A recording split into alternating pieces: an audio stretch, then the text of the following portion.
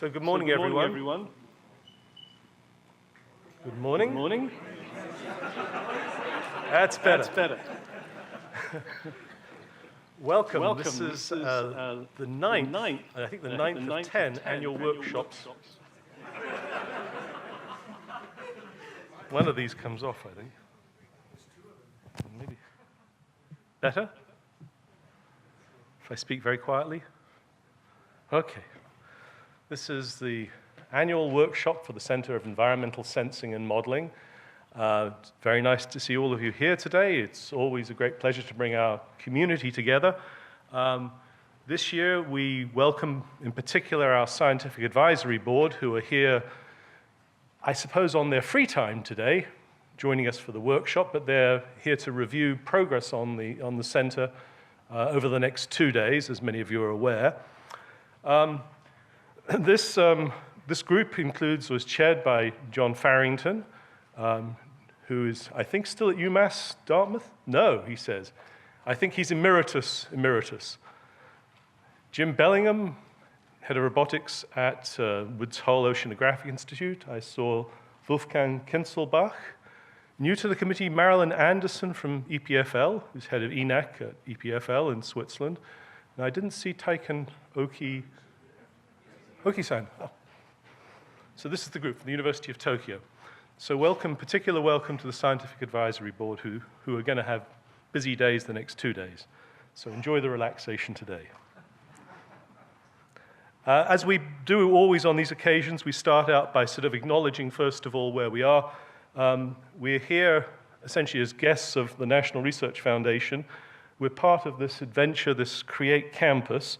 And I know that most of you have seen these slides before, but for those who are new visiting here, the Create Campus is an experimental educational research experiment, I suppose, from the Singaporean government, bringing in lots of international universities to do research in Singapore. This is their grand master chart of where everyone sits in this. You'll recognize, I've lost count, I'm sorry, a lot of international universities in there. SMART, as you'll see, is the Singapore-MIT Alliance for Research and Technology, which was one of the big box stores in this campus. There are 5 programs essentially under CREATE that are involving MIT. You'll see that we're in the upper right quadrant, in the positive quadrant under environmental systems, along with a group which is called NEW, which we'll talk about a little bit later, and a group called E2S2, I guess, is also in that group. So there's lots of different universities here. The MIT involvement began in 2007, and it was the first big research activity done by MIT outside of the US, and it's, as I understand, still the largest international research program outside of MIT. I think the objectives are very clear. I don't want to repeat them off the slide, but you'll see the overall goals of SMART and the 5 centers involved. The Center for Environmental Sensing and Modeling was one of the first centers established, and as I noted on the first slide, we're in our 9th year now. The goal is to see how to deal with pervasive sensing as a new paradigm for monitoring, control of natural and infrastructure systems affecting the environment. And the idea was to demonstrate a lot of this new technology of pervasive sensing in the context of the urban environment in Singapore, to understand how Singapore's environment functions. The work here is initiated largely by MIT faculty, but is entirely done really in research partnerships with our faculty colleagues at Nanyang University, at NUS, and increasingly at SUTD.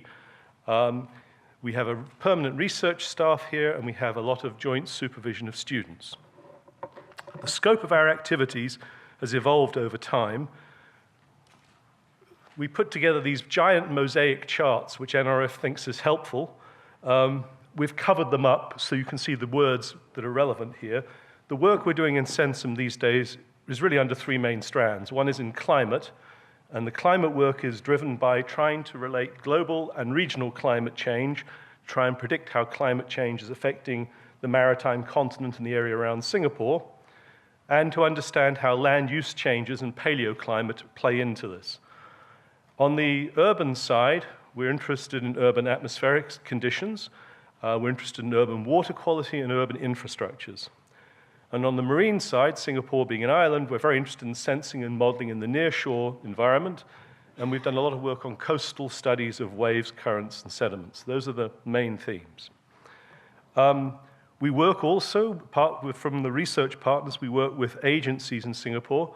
We have long-standing connections with two particular agencies, with the National Environment Agency, NEA. We've had a sort of bracketing memorandum of understanding for about 6 years. They're interested in urban climate, transboundary pollution, and so on.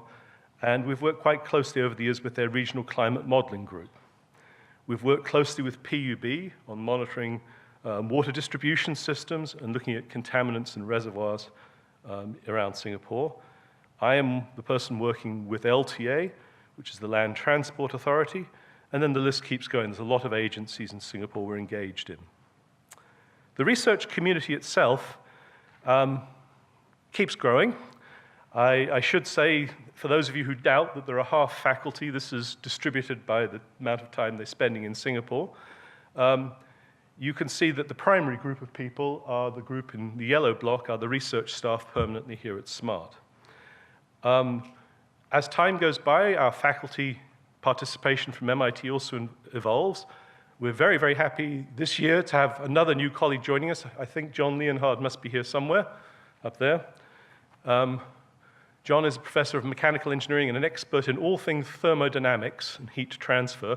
He's also an expert on desalination and is MIT's point person on water and food security. In fact, he's the J. Woffs professor at MIT, when he was the director of the J. Woffs Center, which is water and food security. So we're delighted to welcome him as an associate PI this year. I'm going to move very quickly on to the program here. I should begin by, first of all, acknowledging the program today. We get this research staff to organize the program. Today's program is not following the conventional lines of what we often do at these workshops by each of the three strand areas. We're actually going to talk about, in the first session, accomplishments of SENSAM. We're going to see this through the lens of two different groups of people. One group, the people who have been working on research projects over an extended period of time. We particularly wanted to highlight work done by Charles Harvey and his peatland research, which is based, the field work is in Brunei primarily, and the work of the WAVES lab, which deals a lot with the autonomous vehicles for marine exploration. And that's under Nick Patrick-Alakis. So we're going to have presentations reviewing a lot of their work and accomplishments. Then there's another group of people that we're going to have presentations from who were funded under seed grants given out internally through a competitive process within SENSAM. These are our research staff proposing independent lines of research, leveraging on work we're doing at SENSAM and adding to it, essentially their first step towards doing funded research. And we have 4 different presentations, I think, in this first session from that group of people. All of these represent outcomes of 1 year of seed funding. So you'll see an interesting selection of work there. The second session this morning is going to look at innovations. And we've invited Howard Califano here. Howard runs SMART's Innovation Center across the whole of SMART and for the whole of Singapore, looking at how to nurture companies coming out of academic research. And then you're going to hear from different groups of people involved in translational research. You're going to hear from Amy Price of Vicente, a company which was founded a few years ago, and you'll hear where they've progressed to. You'll hear from a couple of researchers, Kelvin Ng and AJ Kotapali, who are involved in translational research at the moment, and you'll hear from Jianmin Miao, who's doing a lot of work which is commercializable, if you like. So we'll look primarily at the innovation and the translational research in this session. In the afternoon, the session is called Visions, and the Visions work, we've invited a couple of speakers. We've invited one particular speaker from CELSI that's working on a program, a sort of sister program to SENSAM, looking at the air microbiome. This is a group out of CELSI at NTU. We've also invited our friend Leong Shiyui from TMSI to tell us about the work that's also initiated from partnerships at SENSAM, looking at climate crop coupling in Southeast Asia, particularly on the rice crop in Vietnam. And then you'll hear from the 3 faculty of MIT who have joined the program in the last few years. You'll hear from Stephen Barrett, from Dick Yu, and from John Leonhard. So that's the afternoon session. After tea, the last session, we decided we would change the format a bit, and we're going to have a panel discussion looking at how you mitigate or control urban heat in Singapore. If, like me, you walked around this morning, you'll know how humid it is out there this morning. So there's a lot of interest in trying to reduce the wet bulb temperature in Singapore, say. And this is going to be chaired by my colleague Les Norford, and we've got participation from several faculty at NUS and from other CREATE groups, including the ETH, Future Cities Lab, and the Cambridge Cares Group. So that should be a very interesting session to end the day. So hopefully it's a varied and interesting program and give you a perspective on all the different things that are going on at SANSAM at the moment. I managed to say at the beginning this workshop was put together by a committee. I should acknowledge the committee, of course. So it was Benjamin Grandy, Adrian Lai, Negan Nazarian, Yoon Sung Im. Did I miss anybody? And Vera, who has, of course, arranged everything for today. So with that, that's my introduction. I don't know if there's any immediate question for the day. I'd like to welcome also, I see in our audience, NRF. Kiang Wee Lim is over here from NRF. So we're very delighted they've come along today. Okay, so we're going to begin this morning. We're going to begin with a review of the peat project by Charlie Harvey.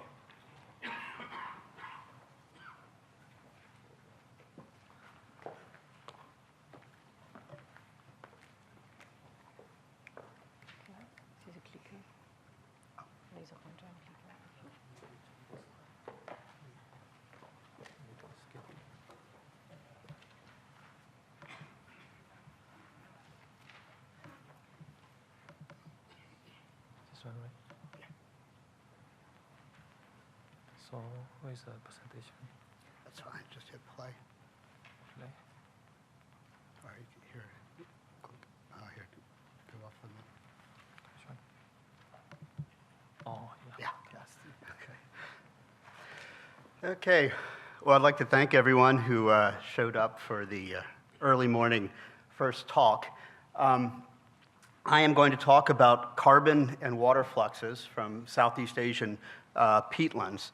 And I'm going to focus on a set of what we believe are fundamental insights that we've gained over the last 6 years or so in how this landscape, how these ecological systems function. I'm going to begin with just a brief sort of overview of what peat is, what tropical peat is, and a little overview of our field site. Peat is basically just organic carbon that's accumulated in tropical forests from the detritus of trees, leaves, branches, logs, that don't fully oxidize. So over a long period of time, over thousands of years, this accumulates into deposits of more or less pure organic carbon, which grow in dome-shaped structures, often about 10 kilometers or so in diameter and maybe 10 meters thick in the middle. Let me try this. No. This picture to a hydrologist maybe looks a little bit silly. We see the water table here, and it's actually above the land surface. It's actually true. So one of the aspects of peatlands, one of the aspects of them that enables peat to accumulate is that they're very wet. The water table there's standing water puddles on the surface, and that prevents oxygen from diffusing in so that the organic carbon doesn't degrade, doesn't oxidize. Now, the reasons that we're particularly interested in this are in part practical. Peatlands in Southeast Asia are an enormous source of CO2 to the atmosphere. They swamp fossil fuel burning, certainly from Singapore. And as you all know, it's also the source of the haze, which can more or less close down the region, particularly during El Nino years like this year when it burns. It's also very interesting scientifically. It's the processes by which they form, why they're there, when they're there, aren't well understood. And the ecology of them is different than the other tropical forests, which grow on mineral soils and less studied. Here's a map of where we believe they are, and you'll see there's huge amounts of peatland in Sumatra, all around Borneo, with a lot in Kalimantan. Singapore kind of sits in the middle of it. In the whole world, this is by far the largest area of tropical peatlands. Now, what's happening to these peatlands, almost all the forests have been cut down and they're being drained. And as a result of that, it's oxidizing and subsiding. This is a map of some recent results that we've obtained by analyzing the Japanese LiDAR satellite, the ALOS satellite. And we've been able to map out this rate of subsidence. It's quite dramatic, on the order of 5 centimeters a year or so. Since the peat surface is often only a couple meters above sea level, this means that large areas of land will disappear below sea level in 50 or 60 years, displacing people that live there. And if we extrapolate this over the whole region, we can get the total carbon flux. We haven't done that yet, but others have done that, and they get a CO2 emissions per year on the order of a gigaton per year or so, which is huge. The emissions from fossil fuel burning in the US is on the order of 5 gigatons per year. And of course they burn. This is just a cell phone video from near our site. And they burn in a way that's dramatically different than other forests. It's a very low temperature burn. In fact, the trees and vegetation don't burn above the peat often, so you can't even see it with remote sensing methods. When this happens, there's enormous emissions of carbon. It's been estimated in the last big El Nino, emissions of carbon which are in fact larger than fossil fuel burning by the US or by China. Okay, to understand how these ecological systems work, we spent a lot of time establishing a field site where we can actually put in sensors and instrumentation to see what happens when they're wet, when they're dry, and over the long term, how they grow. We picked the country of Brunei in large part because it has what we think might be the last pristine tropical peat forest on Earth, in fact. And here we're zooming into the area where our field site is. This is the border with Malaysia. You see the forest has all been destroyed on that side, but in Brunei it still exists. Zooming in a little further, you can see overviews of the 2 sites that we've heavily instrumented. One that's deforested with just a few remaining large trees, and this pristine peat dome here, which has 50-meter trees uniformly covering the whole area. Now, we've put a lot of effort into building the infrastructure, including towers and lots of instrumentation. These sites are completely off the grid. There's no access by road, there's no water, there's no power, and I guess shockingly to the students, there's not even cell phone coverage. So it's a large effort to get in there and get all of this instrumentation working. Now, if we stand on the top of one of the towers and look out, we can see this canopy of huge trees, 50-meter high trees. Here we're 15 meters above the top of the trees. If we go down below, we see there's almost a second forest, a very diverse forest of smaller 25, 30-meter trees. And come down to the forest floor, you see this lots of roots, buttresses of trees, fallen trees, and that kind of thing. And if we look straight down at our feet, we see water. So standing water in lots of places. Okay, now our research has focused really in 4 areas. And today I'm just going to talk about this sort of fundamental question of how do peatlands exist, what makes them disappear, what makes them grow. I want to mention, and for those of you in the SAB, I'll try and hit this when I talk to you again tomorrow, 2 other aspects of the research. One is micrometeorological measurements in the atmosphere of fluxes to and from the peat. Another is geochemistry, particularly with the focus on methane production and consumption in the peat. And lastly, forest ecology, which Alex is going to talk about right after my talk. So the fundamental question can be put as sort of a chicken and egg paradox. How is it possible for peat to grow when the only way it can grow is if it already exists to confine the water that enables it to grow? And that's what I'm going to try and unravel through a set of data that I'm going to going to work through. Another kind of insight that helps in our thinking about it is to realize that if we understand the dynamics of the peatlands, then we necessarily understand the carbon fluxes. Because the peat's completely made up of carbon, as the land surface shifts, those represent fluxes in and out of the peat of carbon. Okay, and the way I'm going to do this is I'm going to quickly present 4 different empirical findings, and then I'm going to try and tie those together to give an overall understanding of the functioning of this landscape. The first finding is sort of a geologic finding, and that is that as peat grows over thousands of years, it grows up in layers as pancakes. A second finding is that the surface, the topography of the peat, has a uniform curvature. And what I mean specifically by that is that the Laplacian, the sum of the orthogonal second derivatives of the elevation, have the same value everywhere. So there's this one parameter that describes the shape of the landscape.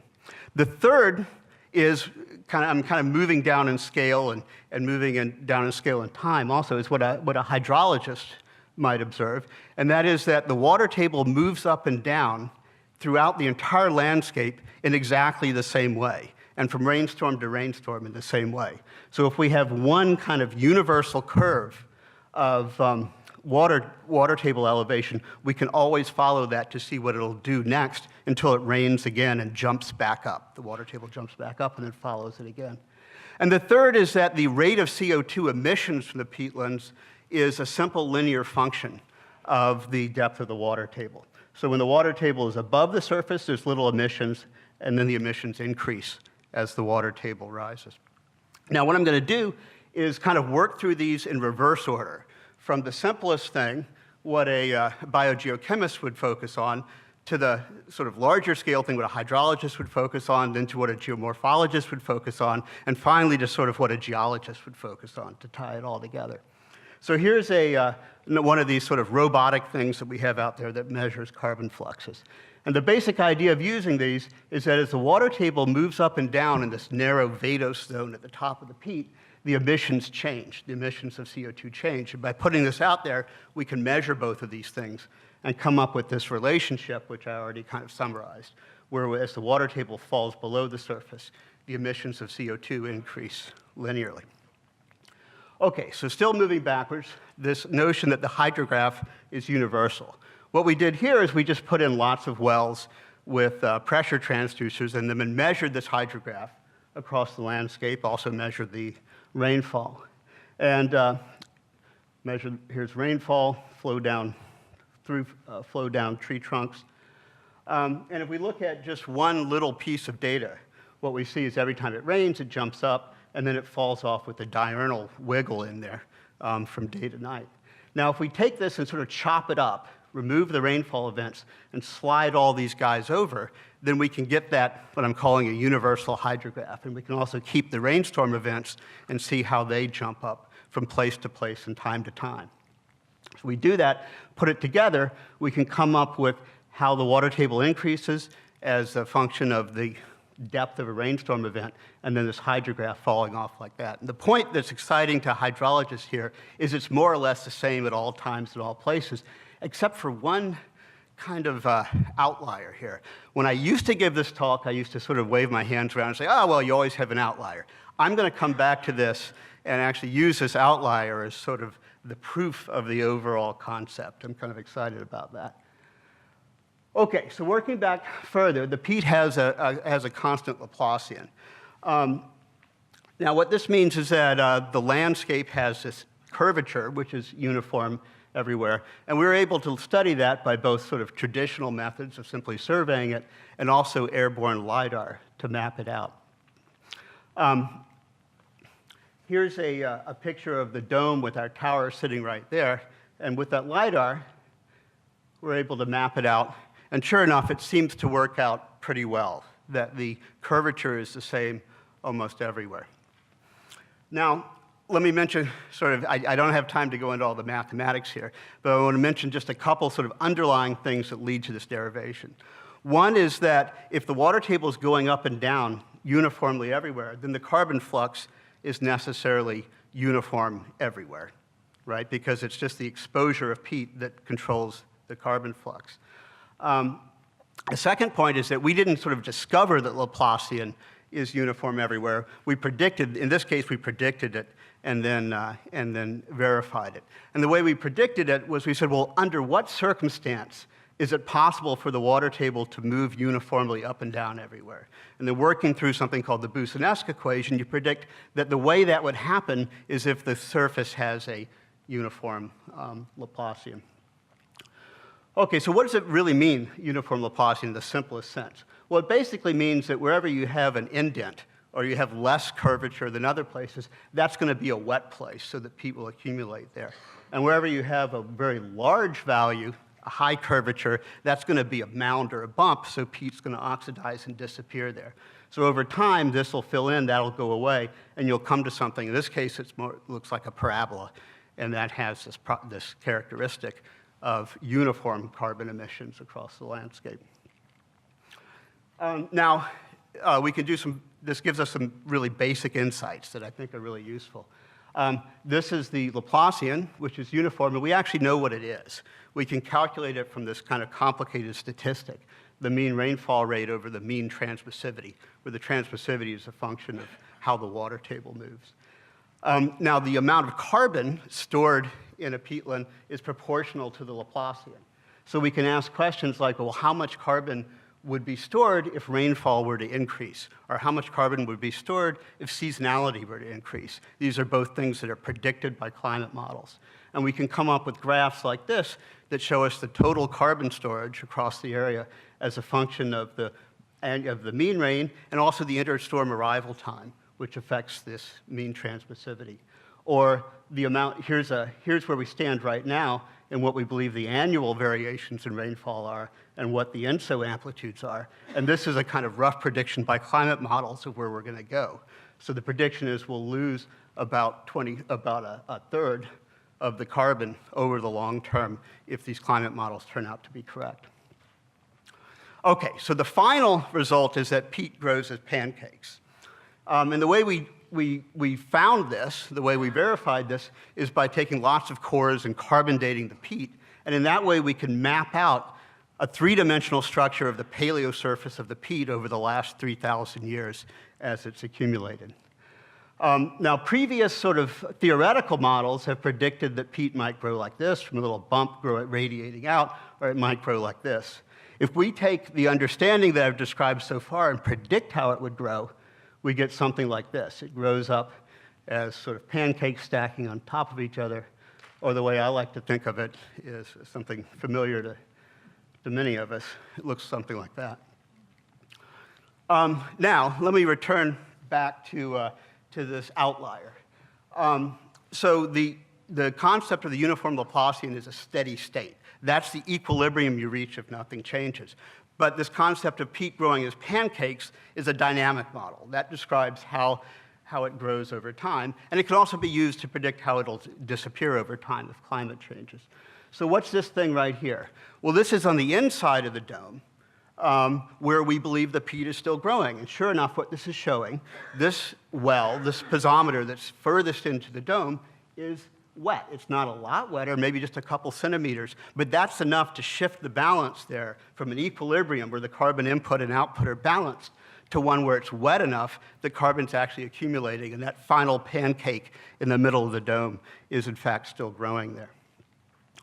Okay, so with this model, we can predict the future, but we can also try and understand how the landscape got to be where it is now. And to do that, we have to have an understanding of what the paleoclimate was, what the rainfall was in the past that controlled the growth of peat. So other people have gone to nearby caves here and from stalactites measured the oxygen isotope ratios, and we have a basic idea of how rainfall has changed over the last 3,000 years. If we put that into our model of peatland dynamics, we're able to predict what the ages of peat would be in the past. So what this plot shows is our model predictions of this layered growth of peat and measurements from carbon dates from a variety of cores. And it seems to agree pretty well. So to sort of finish this up, what I've done here is to try and give you, without the mathematics and a lot of details, an overview of this sort of model, this basic conceptual understanding of how tropical peat forests grow. And I think the model is nicely verified by a number of very different types of data. One is that we predict that the water table dynamics are uniform. The other is that the topography has a uniform Laplacian.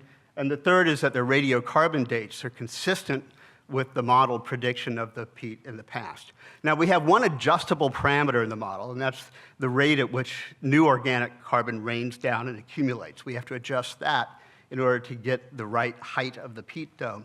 But all three of these observations that verify the model are qualitative. These aren't matters of adjusting parameters. These are sort of basic features which the model will always require, will always predict, regardless of what the specific parameters are. So the last thing I'll talk about is just to give you a quick example of the kinds of things we could do with this model. Let me say that the reason we're kind of excited about this is that this is now a tool that will enable us to do a lot of things. With this understanding, we can come up with ideas on how you could regrow, regenerate peat forests now that we understand how they operate. We can come up with predictions of where fires will occur, because whether the peat is flammable or not entirely depends on the depth of the water table. With this understanding of how the water table behaves, and particularly with things like the ALO satellite mapping, we can actually come up with reasonable, I think probably very good models of where peatlands are flammable and hence where fires will be. We can also come up with engineered solutions to reduce the drainage of the peat. Right? We understand how water moves through the peat. We understand how the water table behaves. So we can come up with solutions to peat flammability. But what I'll show here is some simple calculations for sort of an idealized peat dome as to what we think will happen in the future if we do nothing. Two things will actually increase the amount of peat in Southeast Asia, lead to more carbon sequestration. One is that if the predictions are right of more rain, we'll get a slight increase in the elevation or the amount of peat. The other is if sea level rises by, say, here, a meter, then the peatlands simply grow up. Both of those things sequester peat. However, two other things we would predict will lead to less peat. One is increased seasonality, so dry summers are going to cut it way down. But the fundamental result that's just almost sort of painfully simple here is that all of these things are completely swamped by the drainage of peat, which is now occurring everywhere. So unless that's stopped, all the peat we can pretty confidently predict will collapse and disappear. So I better stop there. There's a whole team of people who have worked on this, and I'm sorry I won't go through all of them, but you will meet one key figure next, Alex Cobb. Thank you.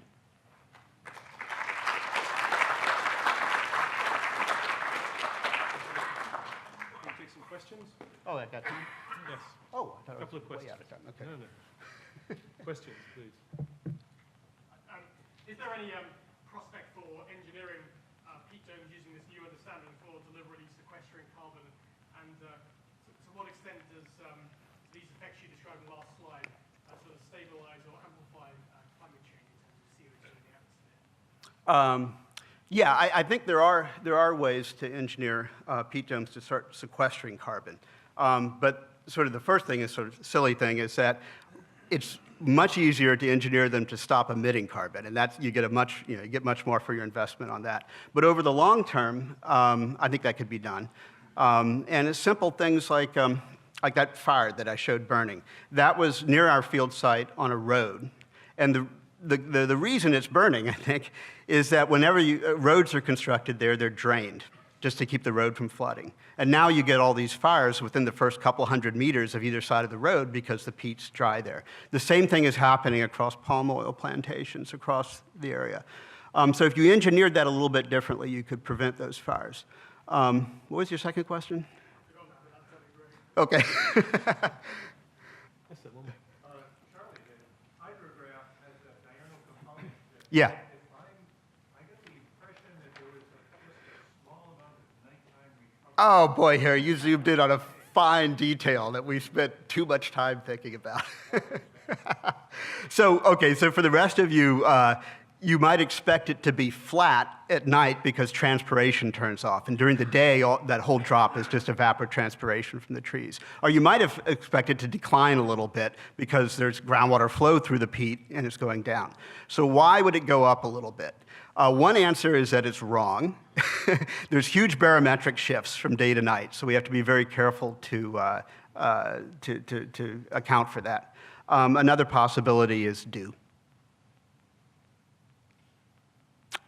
Do you have a third one? No, I'm wondering. Okay, yeah, yeah.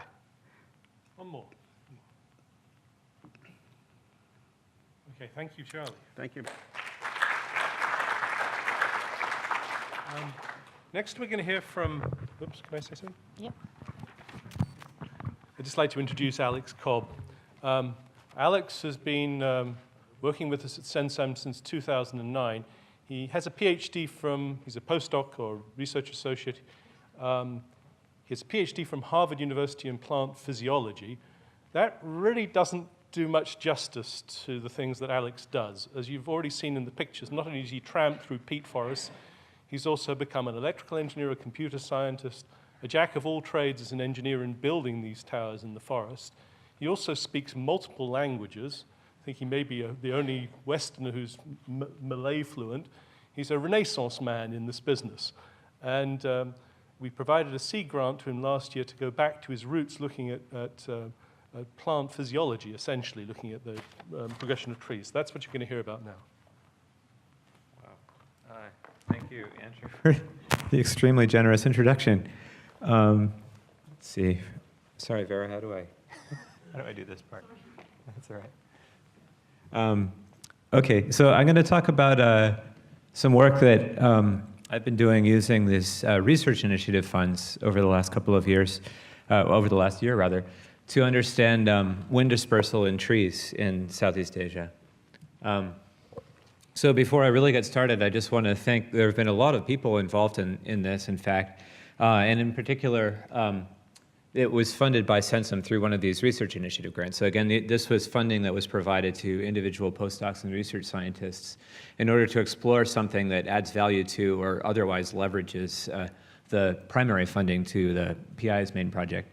So in particular, what I'm going to talk about involved quite a few students, which I'll say a little bit more about later, and our collaborators here in Singapore, in Japan, in Brunei, and then also our whole team in Brunei, without whom none of this would have been possible.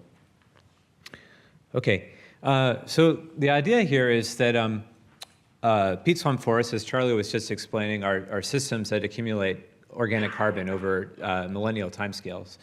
And because the amount of carbon that they accumulate is controlled by water logging, then of course they're strongly affected by the climate. And as the climate changes, you can get accumulation of peat or loss of peat. And another major factor, of course, is the sea level. So we know that these types of forests have existed for at least something like 20 million years because of pollen records in coals. So you can imagine that if these, oh, something terrible just happened. There we go. You can imagine that if these organic carbon deposits are under the right conditions for millions of years, they can form coal, and indeed they do. So a lot of Miocene coals in this region actually originally were peat deposits. Okay, so we have a record in the form of the peat or in the form of coal so that we know that these things used to exist, but where is the question? So that depends both on the distribution of low-lying flat areas that are suitable for peat accumulation, and also on the climate. So if you have a wetter climate, then you get more peat accumulation, a drier climate, less. Okay, so in much the same way that we can understand how human populations move over time using human population genetics, we can do something similar to try to get a window on how the distribution of peat swamps has changed over time by looking at their genetic structure.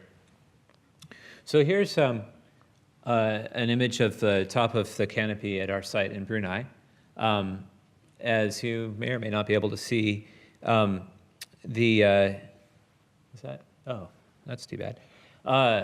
As you would be able to see if the codec were available, there's mist that wafts over the top of the forest here. Usually the wind speeds in these forests are extremely low.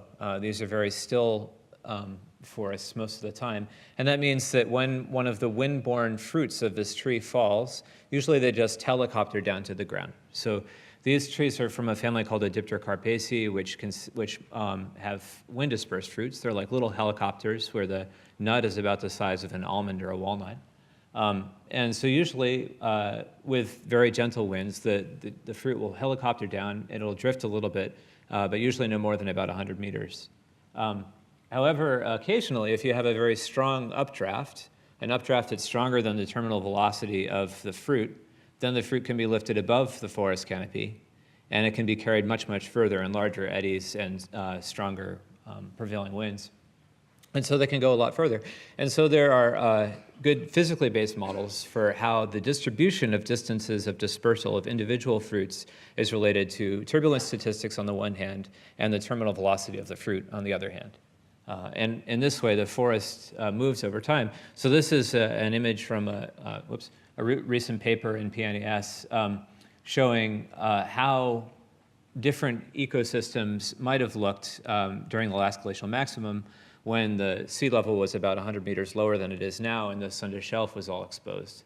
So this whole region in here, we think was a sort of could have been a sort of low-lying forest. But was there peat swamp there? This is a different question. So part of the strategy is to think about these physically based models for how fruits are dispersed, but another tool that we have is population genetics. So for example, this is coastal northwest Borneo, around Sarawak, and here's Brunei. And these little areas in gray are the current distribution of peat swamp. So right now, these populations are disjoint. They're isolated from each other because fruits can't disperse that far, or they can't with any reasonable probability.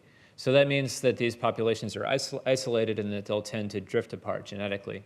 However, if you think about where the coastline was 11,000 years ago or so, a lot of this very broad, gently sloped mangrove plain here is exposed, and you could have had peat swamp there. And so at that time, these populations would have been connected. So this is a hypotheticogram of the kind of thing that we're expecting to get, where you do haplogroup analysis on trees, you see what's related to what, and then use a molecular clock to try to work out when these populations were last connected to each other, and in that way see what's happened to the distribution of the forest over time. Okay, so the overall strategy is that we're trying to develop an overall model for how peat swamp distribution has changed over time. And the different things that we have are some parameters for the dispersal model, some of which are related to the fruit, specifically the terminal velocity, and others of which are related to the turbulence statistics, which we're getting from the towers, as Charlie was just discussing.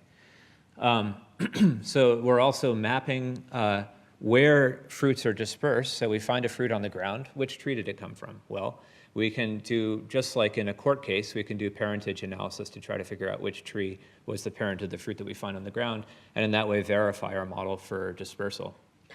Then at the same time, by sampling the adult trees, we can look at the distribution of haplogroups throughout northwest Borneo. It's a privilege that the Bruneian master student who's mostly doing this right now, Khalish Idris, is here sleeping in the back right now. Finally, we can then look at the map of peat swamp habitat in northwest Borneo based on sea level reconstructions and bathymetry and try to put it all together. Okay, so what we've done so far is at our field site in Brunei, there was a mass fruiting event in 2014, and at that time we set up a set of hundreds of seed traps on the ground where we could catch the falling fruits of the trees. And then at the same time, we set up small seedling plots where we could look at the growth of seedlings. So an important thing about using these kinds of dispersal models is that it's not enough for a seed to disperse to a particular place. The tree also has to grow. And so what we've been following is whether the growth of seedlings is strongly controlled by microenvironment. And what we found is that it's not, that you tend to find a lot of seedlings in places where there's a lot of seeds. There isn't a lot more spatial patterning than that. So there's no real environmental filter on initial germination and growth of these trees. At the same time, we also built a small vertical wind tunnel. So this is something where you have a set of fans in the bottom, you turn on the fans, and you adjust the wind speed until your fruit is just floating in the middle of the wind tunnel. And then if you use a stroboscope, you can figure out exactly what the rotational speed of the fruit is. And the angular velocity and the weight of the fruit are related to the terminal velocity through a standard theory for autorotation.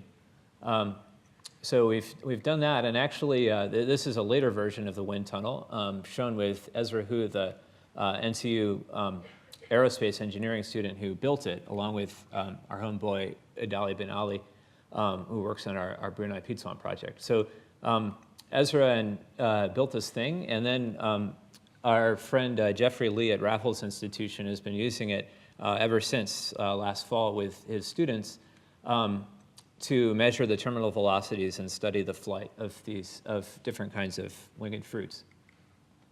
So at the same time, we set up a transect in the forest where we can look at the microenvironment of these seedlings and how they're growing. So we instrumented it with light sensors and sensors to measure volumetric water content and water potential. And at the same time, we use these hemispherical photos in order to figure out what the long-term light environment of the seedlings is and how that affects their growth. So our ongoing work, the students at Raffles Institution continue to just go crazy with the wind tunnel, measuring all the different species that they can get their hands on. Meanwhile, we have Kalish from Brunei who's here working with two NTU students who just finished their final year projects working on this, although I don't have time to talk about their work now. They're extracting DNA from the fruits and from the trees, and then they will be sampled with our collaborator, Koichi Kamiya in Japan, who's the leading expert on the genetics of dipterocarps. Meanwhile, as we speak, these instruments are continuing to characterize the microenvironment there, and we're using turbulence data from the towers in order to parameterize the model. So we're working up more papers, which should come out within the next year or so. This is what we've done so far. And because I've talked about most of this, I won't go over it again, but I just want to stress how much all of this is dependent on the involvement of students. We've been really lucky to have really, really great students. First as interns, then as final year project students, and several of them have gone on to become research engineers on the project as well. And that's it. I'll be happy to take any questions if there's time.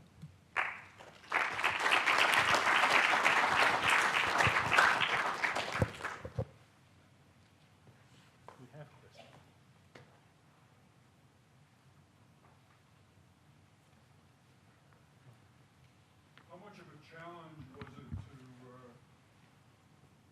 get the students involved? I mean, is it something that happens automatically, or is it something you had to encourage? What sort of approach did you use? Okay, so the Raffles Institution students, that was via their supervisor, Jeffrey Lee. But I mean, the interest was really spontaneous. The students were extremely enthusiastic about this. In fact, there were two student groups that won internal prizes in Raffles Institution for their work with this. With Jeffrey, another thing I didn't have time to mention is they started trying to make 3D printed versions of the fruits and study the flight of those things. So they really went bananas with it, which was great. I guess what I'm trying to say is we really didn't have to try very hard at all. And for the student interns, partly because of the great administrative infrastructure at SMART, they've done a really good job of advertising the posts. And we've gotten, for example, for one post, we got 80 applicants. And we interviewed 10, and we found fantastic people. So we've just had great success with that. Okay, thank you very much.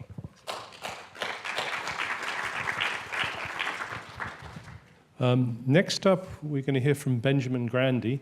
Benjamin's an atmospheric physicist who did his PhD at Oxford University. He's been here at SANSAM since 2012. Yes, correct. Yes, correct. The project he's going to describe inverts the usual question. It asks, what's the effect of fire on climate? So this is the question we hope to hear.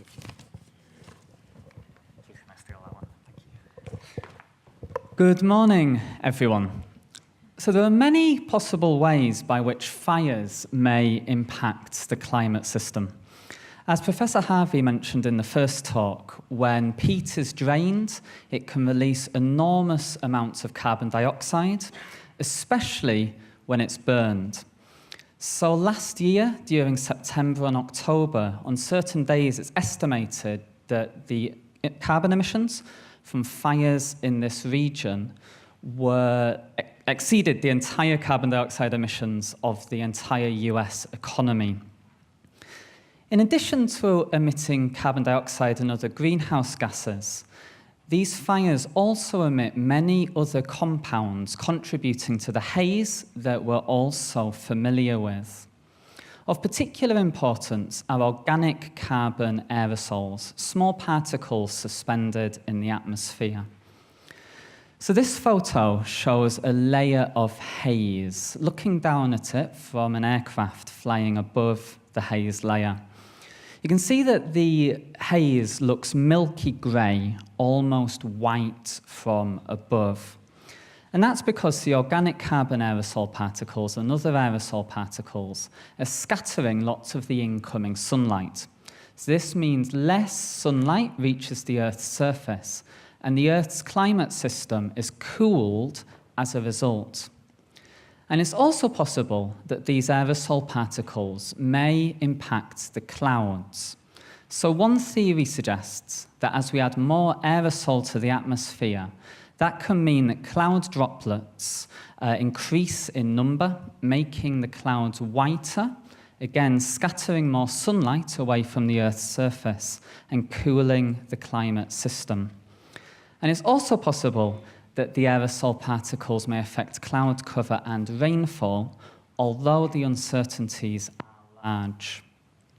In this study, we've been looking at the climate impacts of the organic carbon and other aerosols from fire emissions, and we've used a global climate model to look at this. Of particular importance is the representation of the aerosol effects on the clouds. Most climate modelling studies assume that emissions from fires are invariant, so they don't take into account interannual variability. However, in reality, variability in fires leads to variability in the emissions. So this shows organic carbon emissions globally, the aerosol emissions from 1997 through to 2006. The yellow shows emissions from non-fire sources, such as residential fuel use and industry. The blue shows emissions from grass fires, while the red shows emissions from forest fires. Peat fires are included in the forest fire category here. And you can see that interannual variability in the fires leads to the interannual variability in these organic carbon aerosol emissions. We've run 10 simulations for each of these 10 different years. And we've also run an 11th simulation, just taking the mean emissions. So this simulation, F mean, represents the conventional approach of ignoring interannual variability and using interannually invariant emissions. And we've also run a reference scenario, F0, which has no emissions of aerosols from fires. So this represents the conventional approach used in most climate modelling studies. So F mean represents the conventional approach. F0 represents the control, where you don't have the emissions from the fires. And these are some of the results that we find for the global mean radiative impact of the aerosol emissions from the fires. So the values are negative here, and that's showing that the aerosols are having a cooling impact on the climate system. And that is primarily due to the impact of the organic carbon aerosol on the clouds. The interannual variability is large. If we average across these 10 simulations for the different years, we find a mean value of roughly -1 watt per meter squared, which is roughly about half as strong strong as the warming impact due to carbon dioxide and other greenhouse gases emitted as a result of human activities. If we look at the simulation using the mean emissions, F mean, we find that the strength of that cooling effect is overestimated by about 23%. So this shows that the conventional approach of ignoring interannual variability can overestimate the strength of the cooling effect. And this is likely due to the nonlinear influence of the aerosol particles on the clouds. If we look regionally, for example, in this region, the Western Maritime Continent, we can see similar things are happening. So the aerosols are having a cooling effect, lots of interannual variability, particularly in 1997, which was a really bad burning year. And if we use just the mean emissions, we can overestimate the strength of the radiative effect by almost 50%. So the two main conclusions to take away are firstly that the aerosol emissions from fires can exert quite a strong cooling effect on the climate system, especially regionally, although the uncertainties are large. And secondly, that if we ignore interannual variability, we may overestimate the strength of that cooling effect. Although we've looked at the radiative effects here, it's possible that this might also have implications for rainfall, which is something we've also been looking at. So thank you for listening, and does anyone have any questions? Yes.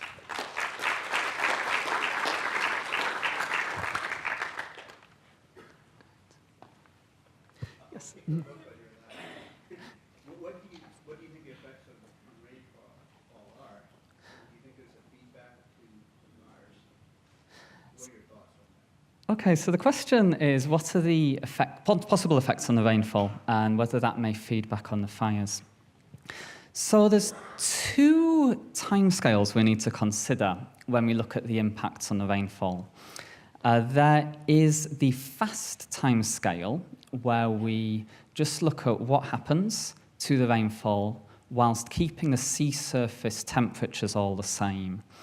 And we find here that these emissions do seem to suppress rainfall near the emission sources, but we haven't yet looked at the longer timescales, and the effects would probably be stronger then, because if you are cooling the climate system, you cool the ocean, and so there's less evaporation.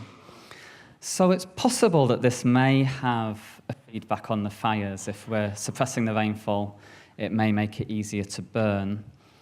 But there's still a very large human factor draining the peat swamps, potentially starting fires, that we also need to consider. Does that answer the question? Yeah. So I'm curious what the assumptions are about sort of vertical transport of the haze are. It looked like it was getting quite, from your aircraft photograph, it gets pretty high in the atmosphere. Kind of my anecdotal experience from the West Coast, fires out there tend to sort of peak out sort of at lower altitudes. So what carries this so high into the atmosphere? Okay, so our model does take into account the three-dimensional motions of the atmospheric system. So it is possible for the haze to be transported higher. But the assumptions about the emission height do make quite a large difference to how high it gets. So those assumptions vary depending on the region and the type of the fire. So generally in this region, because the temperatures aren't very high for the fire, it doesn't rise that high. But then if you have a very large forest fire in the middle of Siberia, for example, the smoke plume can get very high. Yes, does that answer the question? Yeah, okay. Thank you very much.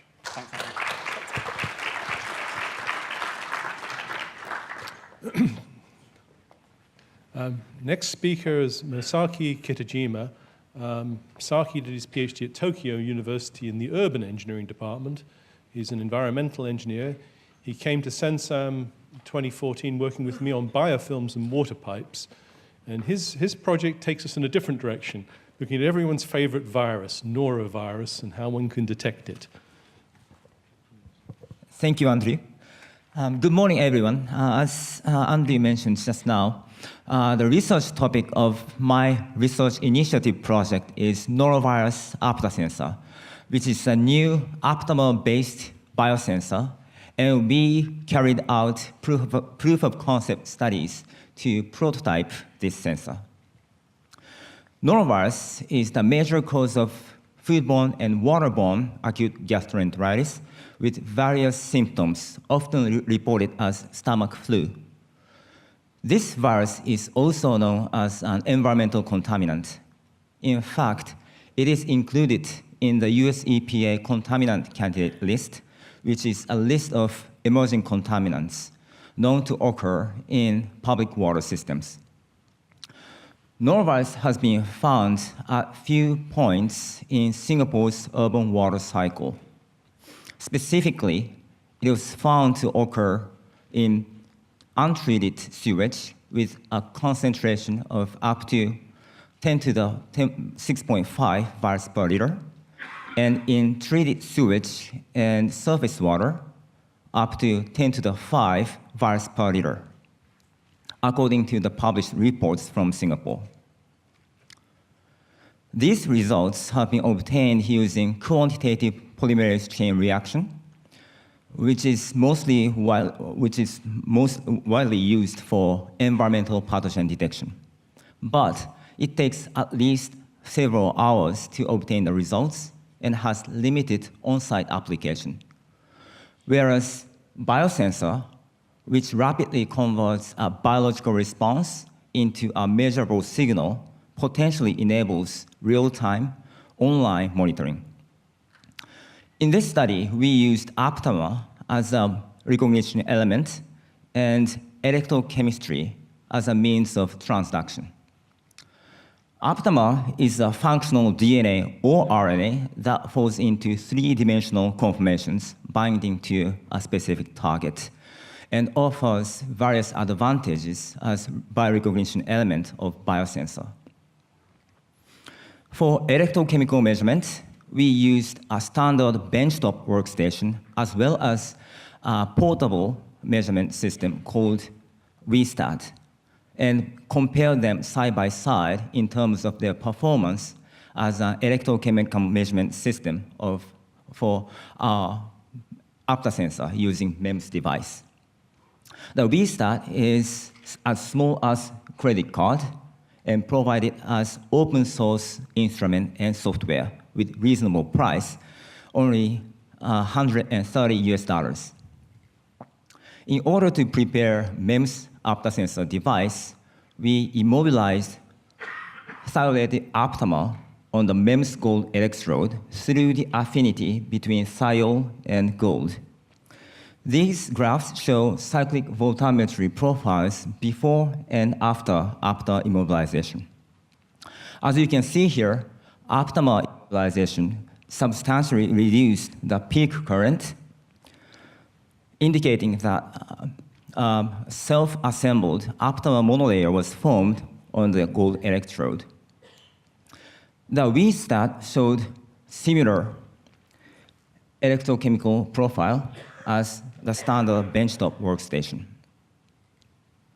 To further confirm aptamer immobilization on the electrode surface, we labeled the aptamer with a fluorescent dye, FAM, and observed under a laser scanning fluorescent confocal microscope.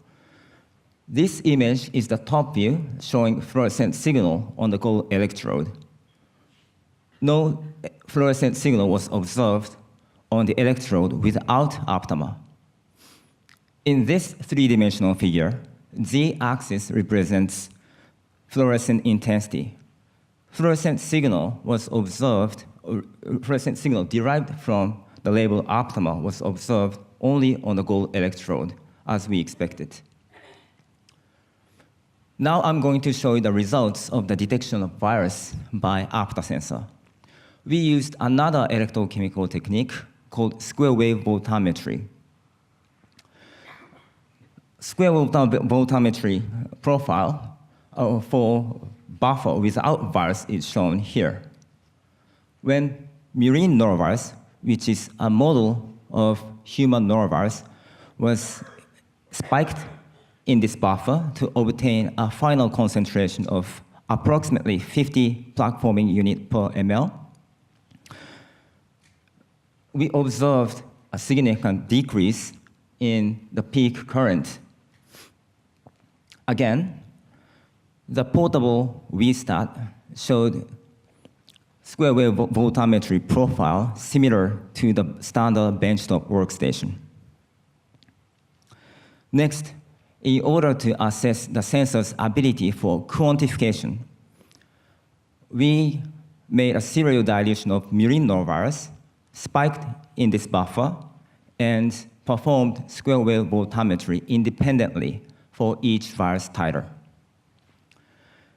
This graph shows square wave voltammetry profiles, which demonstrates that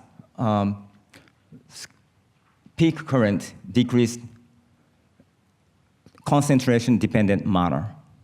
By plotting the peak current relative to the baseline against the virus concentration spiked into the buffer, we could draw a standard curve demonstrating a good correlation between virus concentration and peak current. Here I summarize the key progress of this project. First, we developed a novel MEMS aptasensor device modified with aptamer. We confirmed aptamer immobilization with electrochemical measurement as well as visualization of labeled aptamer on the electrode surface. Second, we evaluated a mini electrochemical measurement device, VStat, and observed that it shows similar electrochemical response to the standard benchtop workstation. By combining the MEMS aptamer device, VStat, and Raspberry Pi, we can potentially fabricate a portable and handheld aptasensor platform. Lastly, our experiments have demonstrated rapid and clear concentration-dependent response to virus, which demonstrates its ability for quantification. Deliverables from this project are listed here. Our research paper on this work was just accepted for publication in a peer-reviewed journal. We submitted a patent application, and we presented our work at a few conferences on biosensors. Lastly, I would like to acknowledge this Sensum RI project and our research team from Sensum and NTU. This was a great opportunity to initiate a new research project. Thank you very much, and thank you for listening.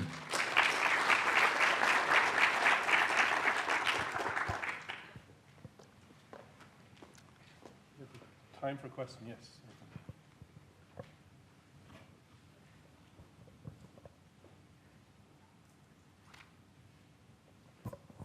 Hi, thanks for the wonderful speech. I just wanted to know, have you tested this sensor for the real waters, basically for the matrix effect? Because there are many things in the real waters which might hinder the aptamer binding to the sensor. Thank you. Very good question.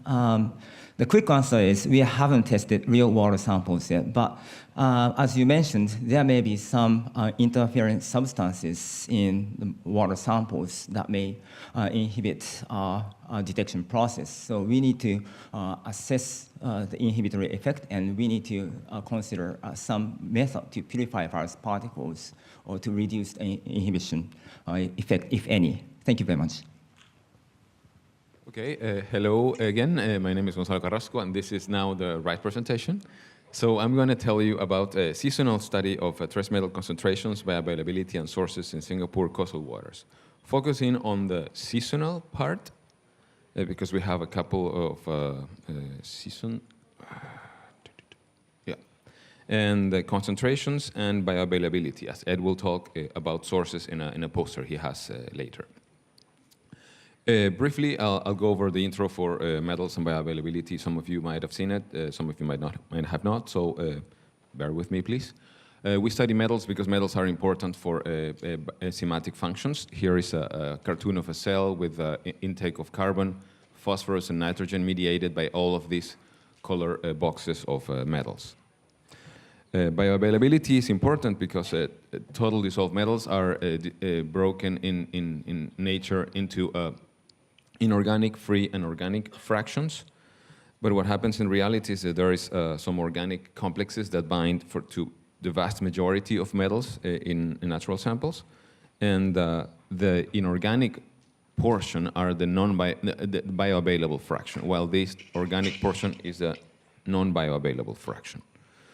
Ligands that complex metals and render them non-bioavailable are generally produced in surface waters by phytoplankton and bacteria, but can also be used produced by phytotrophic levels, and these will complex metals and produce the organically complex metals. In coastal, the general view was to look at open ocean sort of regimes where there is not too much influence by riverine sources or industry. But here in Singapore, we look at things where we have a diversity of sources, including rivers and industrial sources. So that's basically why we want to do it here. There's a whole variety of things, including shipyards, oil rig platforms, industrial sources, refineries, fish farms, urban rivers, and more. And we set up a seasonal sampling station around Singapore. We've done already 4 cruises. I'm going to show you the first 2 cruises that we've analyzed. And I'm also going to talk about the Kusu station, where we've done monthly sampling for the past couple of years. I'm going to show you a few months only for the last dry to wet season. Some pictures of some of the sources we find around Singapore. The filters, we work with filter samples, so these are the filters that show a clear difference between the Johor Straits, all brownish. This is Kranji, where there's a huge fish farm industry, so there's a lot of organic matter compared with the very clear Singapore Strait filters. Now, we've extended this with the research initiative funding towards studying this in Malacca Straits and the southern part of the South China Sea, where we will find along the Malacca Straits a narrower band of water, and the southern South China Sea is a wider portion. And here we have recently sampled. I'm not going to show any results of this because we have to still work on those. All of these red dots are sampling stations all the way from the border between Thailand and Myanmar, the coast of Thailand, the coast of Malaysia, Singapore, and we have a couple of stations here. And we will work more on the eastern peninsular Malaysia and the southern South China Sea in the upcoming months, with the help of 1 undergrad student and 3 PhD students from Swinburne University. Malacca Straits offers a whole variety of sources, again, including all sorts of fisheries activities, shipping activities, oil palm, and rivers and natural pristine environments. So with that in mind, we had these goals for the RI proposal, looking at metal concentrations, the bioavailability of the metal, the breaking of the metal into bioavailable and non-bioavailable portions, and the seasonal changes of both the metals and the organic matter that controls the bioavailability. Again, Ed will discuss some of the work we have with the sources for lead in a poster. So let me jump into the results. These are the results for zinc and copper, and you will see a lot of diagrams with the same distribution, zinc and copper, for all the stations we have around Singapore. And the first 2 are sort of the natural stations. Kusu station, the monthly station. This is CBD, and then some of the industrial section in the south, in the Singapore Straits. And then after this break of the B station, have the Johor Straits. So the samples are in the north part of Singapore. And these are results for zinc and copper for July 2015, which is the dry season. You can see that there's a low base level from the Malacca Straits because this is a southwest monsoon, meaning implying something close to 10 nanomolar zinc and 5 nanomolar copper. The range goes all the way to 80 and 45 for zinc and copper, respectively. And there's 3 points that I want to focus on. The West Coast station, to us north, and this sort of broad peak in the north, in the Johor Straits. In the wet season, roughly we have a similar situation. You know, the major peaks are West Coast to us and broad peak in the northern section. The base level is a little bit lower. It's 5 nanomolar zinc and 3-4 nanomolar copper. Because this is in the wet season, so we're having water coming from the northeast monsoon, coming from the southern part of the South China Sea, a wider place, more diluted concentrations of metals, and on top of that we have rain, so more diluted. If we compare the dry versus the wet, we basically see that there's a consistent isolated points for the West Coast and the to us north. I should have mentioned West Coast is a place where there's a lot of shipyard industry. And to us north, there's all sorts of industry. It's industrial park of Singapore, right?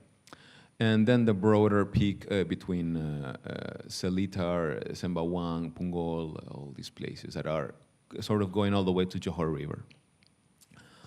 So there's this broad peak, and these two peaks are observed for both copper and zinc. And they follow different dynamics. As in some cases, between going from dry to wet, they come down. In some cases, they go up. So we wanted to examine this a little bit further. So we did the ratio of the dry versus the wet season. And we can see that the dry versus wet is higher than 1 for Kusu, interestingly, for the natural samples, the samples that were really low concentrations. It was really... Sorry. No, it's okay.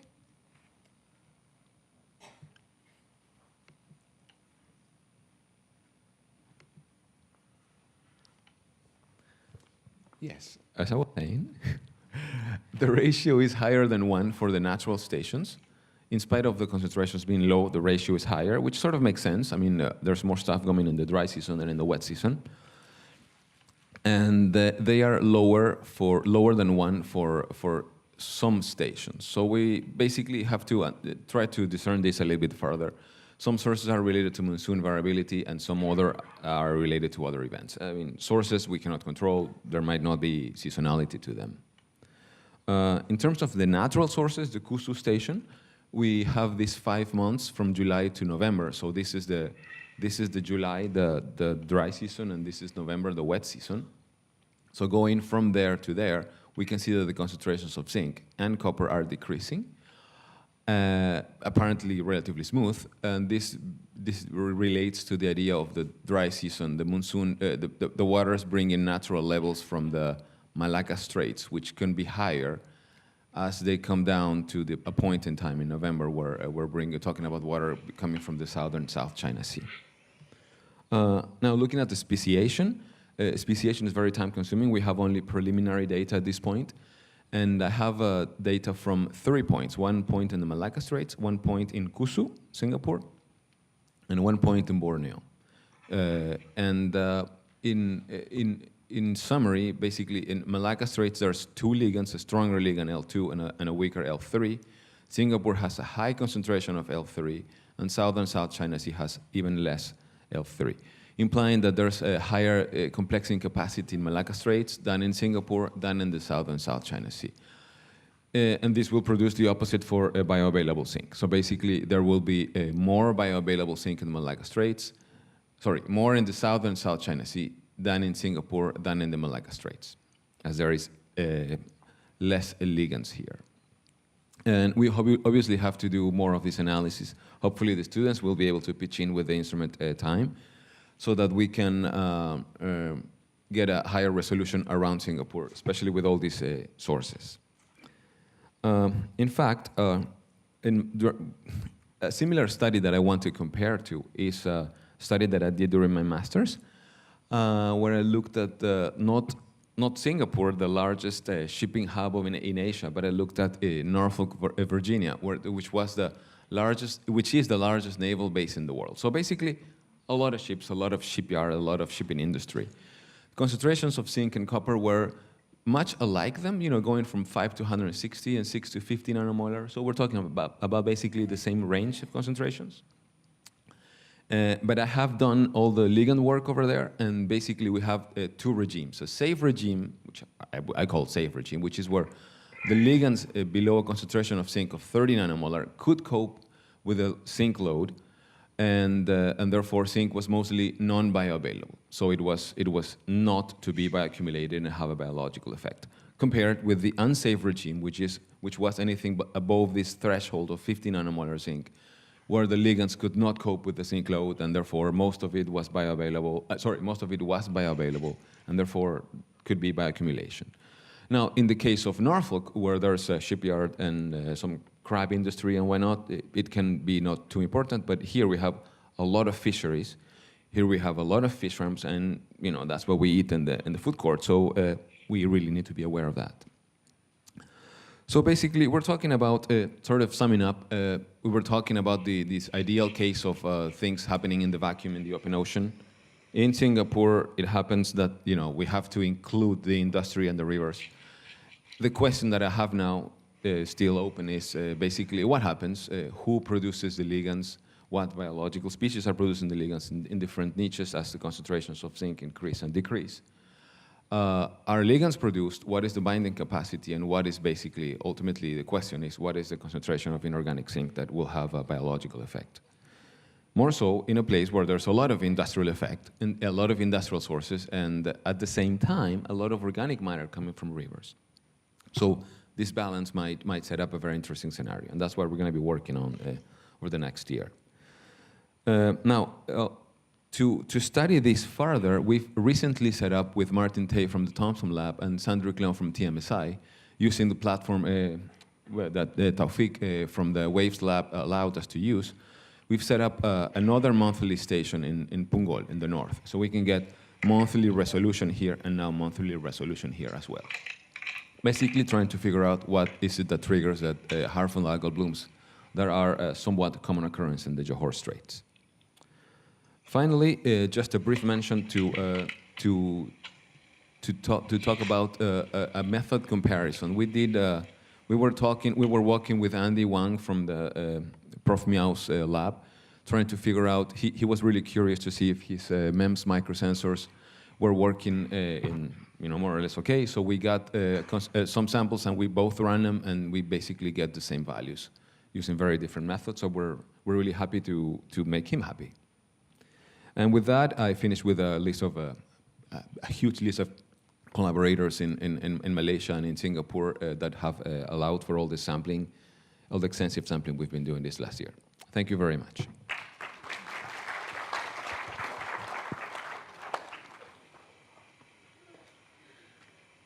We have a question for Taufik.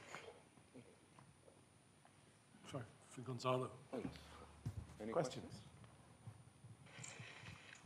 Jim.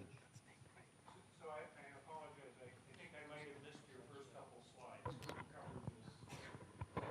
My apologies. But effects of sediment resuspension in these areas. I mean, some of the places like the big shipyards you would expect might have a lot of metals in the sediments. Yes. So if you had no industry here, wouldn't you expect to see some of these elevated metal levels anyway? Well, the answer to your question is yes and no. Yes, all the metals, for example, that are stripped out of copper anti-fouling. Sorry, the copper anti-fouling paint that is covering boats probably will be trapped in sediments in normal conditions. So in Norfolk, Virginia, for example, we did the study of benthic fluxes, and we did the study of sediments as well, and the concentrations were elevated. Now here, there are some shipyards that have been moved from one place to another, engineering Singapore.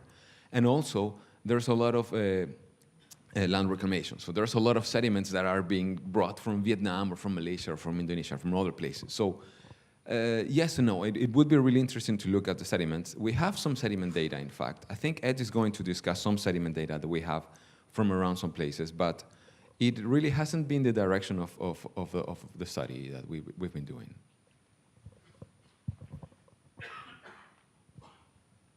Thank you very much. Yeah, my pleasure. And the last of these Sea Grant Research Initiative talks, we're going to hear from Tawfik Tahir, I guess. We always call you Tawfik. Tawfik's the program manager for the Waves Lab and has been with Sensam since 2009.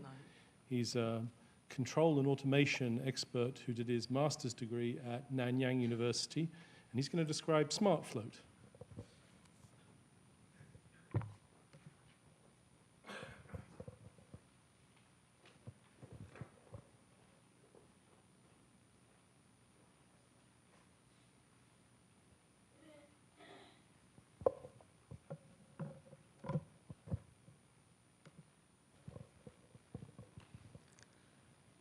Hello, everyone. Good morning.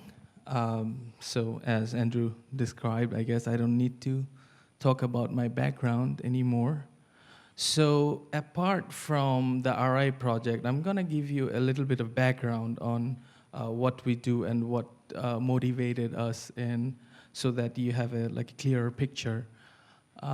So if, in case you're wondering, this is an image taken by a drone of our barge where we're working here. Really, people are moving, if you can see.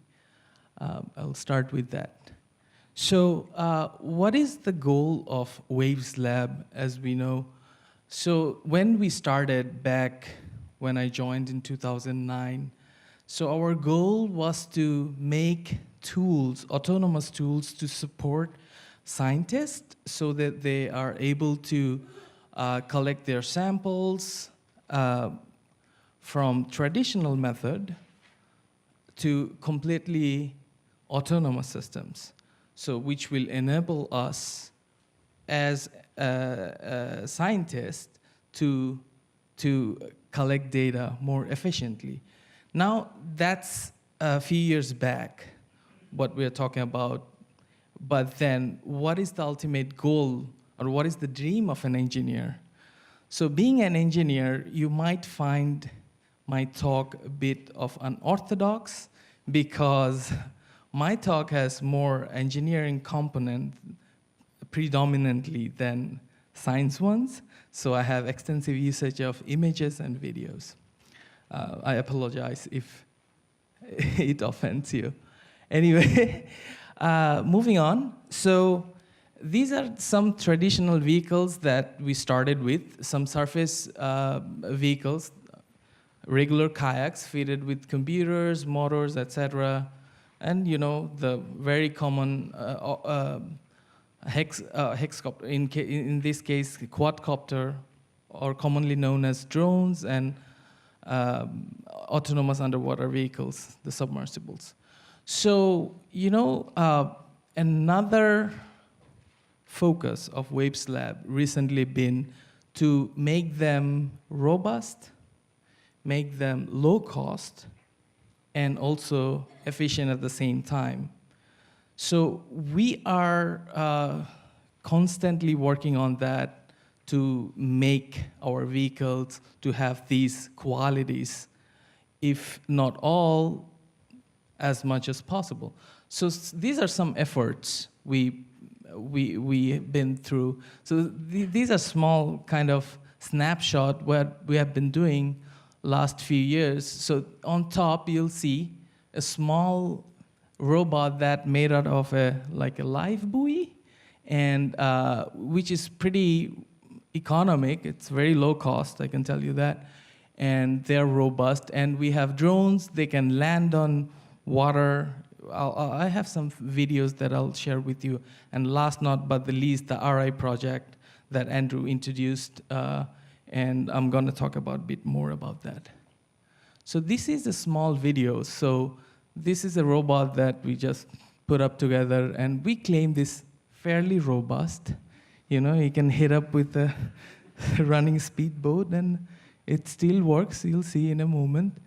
It still runs. It just was confused, you know, getting hit by a speedboat. And next, we have a drone we have developed, we'll say assembled, that can land on water. So we had incident before, drone getting, you know, damaged by seawater.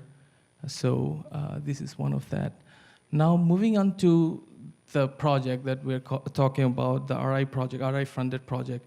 Now I'll start with thanking Smart Management, because this was a great opportunity given by Smart and the Research Initiative Project, where they allowed us, individuals, to grow and develop the whole funding cycle capability. I mean, to enable us to learn the process of complete funding cycle. I'm talking about writing proposal, you know, getting peer reviewed, get the funding, and also, you know, the most important part, delivery the results. So thank you for that. And so this is one of the project that was funded in 2015, and it was renewed for one more year in 2016, that is this year, and it will end till, I mean, the project is till 2016. So this is a commonly can be mistaken as Argo float, which it is a bit like an Argo float, but we have added some extra features. So I'll start with some field deployment photos that we built and we have tested, in case you were wondering. So if you know a Argo float, which works as a floater, well, imagine if we let it go in, you know, Johor Strait, so it doesn't have any control of its own. So they usually tidal current driven or current driven vehicles. So we have taken the concept of an Argo and modified a bit with some extra landing capability. And so in a normal condition, our Argo will float, will travel in water column, measuring all the parameters. And frequently, it surfaces up, transmits data to the remote station, and then keep swimming. But so what we did with our float is we added a capability to control its movement. So in case of an adverse condition, so if you detect you're flowing away where you're supposed to be, then you get a GPS log and you land yourself to safety, so that you wait for the condition to be reversed. So as a result, what we get is we can control with some prediction of current that where we want our vehicle to be. So these are some data that we have collected. I'm not going to go through all, but just show you one. So this is a validation of our depth versus temperature and the state machine, which suggests that it's working. It's really hard to see in Singapore water if you have been there. So that's all. And I would like to thank all of our team members, and especially collaborator of the submersible project, Professor Chitre from NUSARL. And I would love to take some questions. Thank you.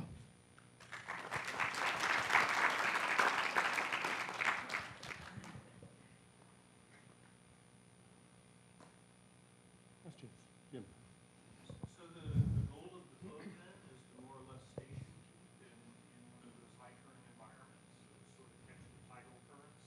Yes, the question is if the goal of the float is to keep its position in a controlled manner. Yeah, so the idea was to use the tidal current as the propulsion system in a coastal area like Singapore, and keep its, like a geofenced area, and keep it inside that fence. So is there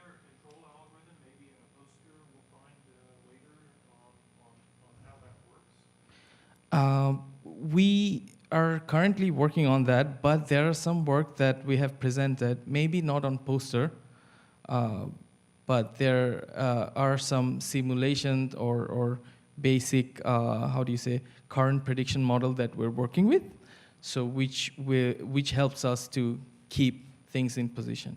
So it has a current model on board that it uses to time it to sense? Exactly. For now, we have a coarse model. We don't have a pretty accurate model for now. So we just basically look at tidal current, amplitude of that in specific locations. But we want to do that like a 3D current model and include that in the vehicle in future. Okay, thank you.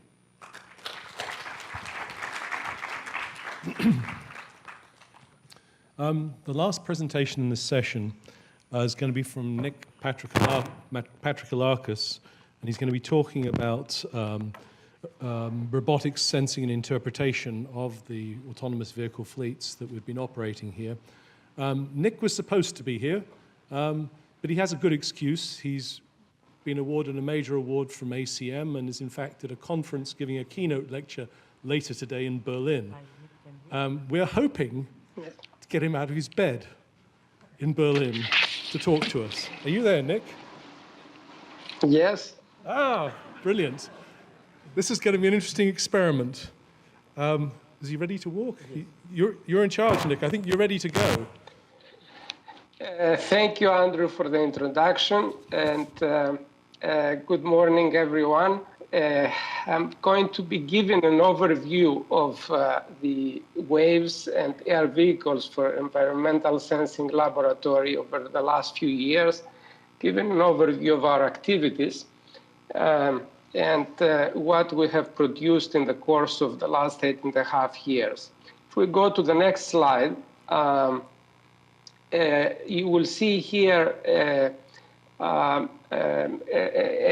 artist's depiction from the Straits Times, March of last year, that sort of illustrates our activities in layman's terms, drones of the deep and of the skies. And if you start from the upper left corner, you will see activities with autonomous surface vehicles that are instrumented with either special or off-the-shelf sensors for environmental sensing. Below that, you will see an autonomous underwater vehicle, which is similarly equipped for underwater sensing. And moving to the right, you will see some of our activities with new concepts in robotics. On the lower right, you will see a Stingray-like robot, which is able to move quietly and without much disturbance of the environment within, for example, blooms or other phenomena, and obtain properties of the environment.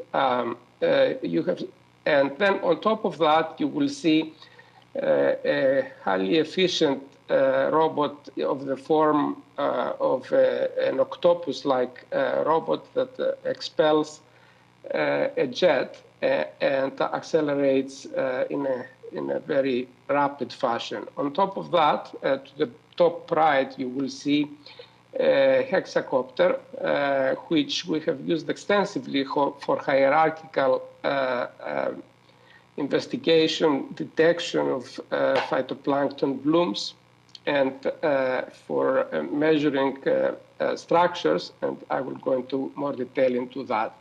In the middle, you will see, if you like, an artist's view of our operations with the drones on the top and autonomous vehicles on the surface, towed instruments under ships, and then underwater vehicles, and new classes of vehicles that are being shown in the middle. If you go to the next page,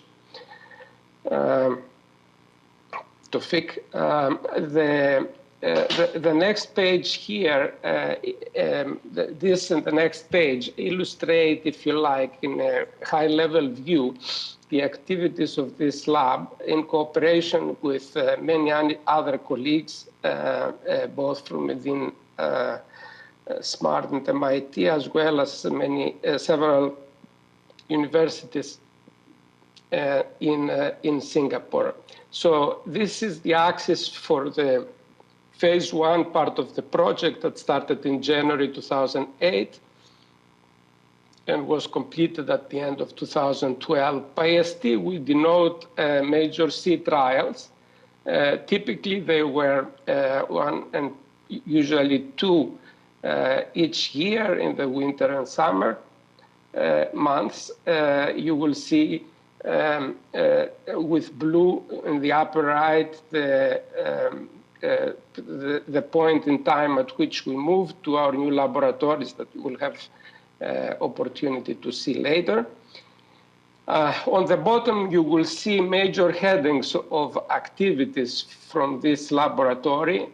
You will see the initiation of activities on MEMS sensors in the early part of the project, adaptive sampling, SLAM and navigation-related projects with our collaborators at NTU for AUVs and autonomous surface vehicles. Then starting in middle 2010, we have started a major effort in inspection of marine structures. This was continued for a number of years, and we will see the results a little bit later in this talk. Next, I'm referring here to whisker sensors that you might have seen in other presentations by Professor Michael Triantafylou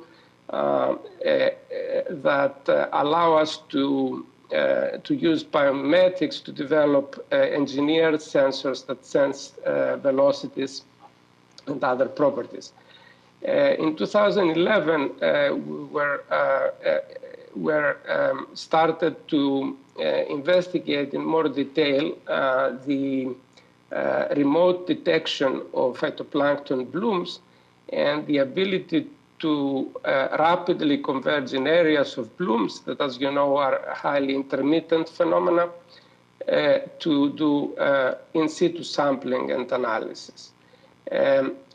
These were followed by tests on MEMS sensors, field tests on autonomous surface vehicles, sensing and adaptive sampling of salinity and temperature plumes as outfalls of power plants in the Singapore area. The field testing of optical sensors supervised by Professor Papastathis. And finally, this activity was concluded and presented in an earlier workshop on bloom modeling, models that describe the, if you like, the key parameters behind the development of blooms in Singapore. And if you go to the next page, you will see the activities. Now we are within 3.5 years from the beginning of this phase in beginning of 2013. You will see again the sea trials denoted by ST, about 2 each year. And at the top, you will see some of our outreach activities and additional funding who have been obtained. You have heard one project report from Tawfiq Taher just earlier. This is one of the RIC funded projects. We've had funding from DSO in marine robotics and an innovation grant in blind cavefish bio-inspired sensors. On the bottom, you will see again specific activities of the lab, the development and testing of Stingray-like vehicles in 2013, then the development of algorithms for path planning, not for going from place to place, but rather for inspecting the surface of a complete structure. This was followed by the mapping of complex spaces, and you will hear more details about this shortly. There were tests of octopus-like robots and field tests for whisker-like sensors. Earlier in the end of 2015, we initiated the year-long systematic periodic plume sampling activities that you will see some results from, as well as field tests for chemical sensors.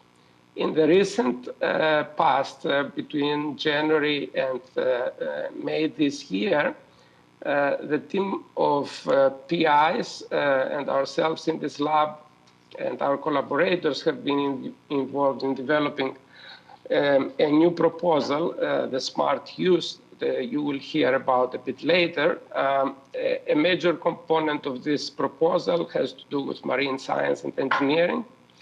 The part in which I'm involved, and Professor Triantafylou and Barbastathis and so on, is the sensing and actuation and manipulation. So we'd like to extend our work beyond the sensing of the environment to the actual response to an environment, to actuation and manipulation underwater.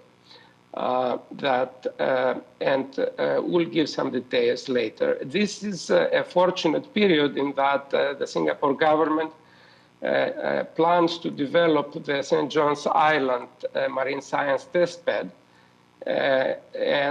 We have a close collaboration with ARL, who they have been selected to instrument this site. And much of our testing is going to happen in that. Please go ahead. The next slide. Here, one of the primary requirements for these smart IRGs has been the development of a cadre of scientists and engineers that would expand the capabilities of the Singapore universities and industry in the areas in which we are pursuing. And indeed, you will see here that over the last 8.5 years, we have produced 35 scientists and engineers. 11 of them are working now in other institutions in Singapore, 8 in academia and 3 in industry. And we've had also very good scientists that have been able to find very prestigious places in academia overseas, 14 and 10 in industry. Please go ahead to the next slide. The next slide illustrates the places where our graduates have gone in Singapore. You will see at the top universities in Singapore, and moving to laboratories and research institutions and industry. And the next one, you will see our research staff and postdoctoral associates who have moved on to faculty positions. Some of them are still postdocs, to universities in all continents, essentially ranging from Harvard to Massachusetts to universities in Australia and the UK. And then the next is other graduates that have joined major companies abroad with the education that they have had with us. And so moving ahead to the next slide, the WAVES Lab has had substantial interactions with a number of agencies in Singapore, MPA, the NEA, the LTA more recently, and the DSO, from which we have obtained additional funding beyond that provided by NRF. We've had a cooperation and interactions with the power industry, Senoco and TUAS, concerning experimentation in their areas, and JTC and so on. Please go to the next slide. Here, I list very briefly the names of our principal principal collaborators in the universities in Singapore. At 10 US, we have had close and long-standing collaboration with ARL, with TMSI, and its subsidiary laboratories, the ARL, Professor Chitre, Professor Tkalic at the Physical Oceanography Lab, and the Marine Biology Environmental Lab, Dr. Leong, in the area of blooms. Then we've had extensive collaboration since the beginning of the project with Professor Miao in Nanyang, in the area of MEMS, and in the area of navigation with two professors in earlier parts of the project. More recently, some of our associates have moved to faculty positions at SUTT, and we have been having joint activities. And continue, please, to the next slide. This is a list of the staff of the WAVES lab. I'm listing here some of the scientists that work together with Professor Michael Triantafylou, Professor Barbastatis, Professor Yu, who in some sense we collaborate given the marine topics related that we investigate in this lab. And in the next slide, you will see the current graduate students that we supervise in this slide. Some at MIT and some are co-supervised at NTU. If you go to the next slide, I would like to give you some sort of overview of results. This is a result from adaptive sampling followed by data assimilation and modeling of jet plumes of jets or plumes of temperature and salinity outside power plant. And you will see on the left transects and measurements in fairly dense fashion in those areas of importance. And to the right, you will see hydrodynamic, thermodynamic models that provide a continuous description of this phenomenon. Going to the next slide, one long-standing topic in which we have provided the enabling technology for scientists to detect and model phytoplankton blooms. This is a bird's eye view from an autonomous an unmanned air vehicle of the surface of the ocean near Singapore, which on examination corresponded to a phytoplankton bloom. And these phenomena are highly localized, intermittent, and they occur also intermittent in time and in space. And we need to pay special attention to what methods we will use for finding them and for sampling. So going to the next slide, you will see we have developed a hierarchical adaptive remote detection method that uses drones instrumented with cameras that allow us to traverse large areas of the coastal zone, transmit data to scientists on a ship, on an oceanographic ship, and detect the presence of blooms, and then essentially deciding to move the fleet of underwater and surface vehicles instrumented in appropriate fashion in the area of the perceived bloom for in situ sampling and